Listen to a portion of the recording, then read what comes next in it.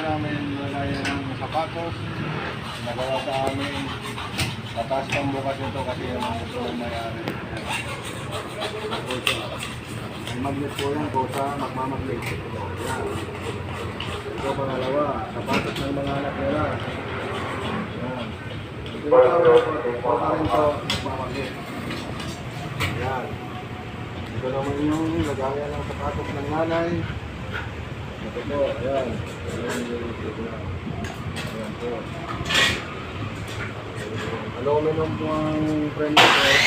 Ang cover po nito, cladding, plastic.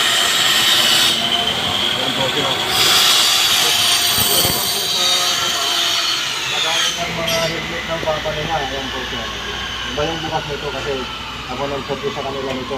Kasi paano po yung lagayan po ng mga helmet yan. Kailangan po ilalagay ng mga helmet dito, mga Evo ng mga ano, yung mga Evo. Ayan po siya. Ganda po yan. Kung sino po may gusto magpagawa, yun lang po ako. Pakigit aluminum gas. Sana huwag nyo kalilimutan mag-like o mag-comment or mag-share para lagi kayong updated sa ating mga gawa namin dito para makikita nyo lahat.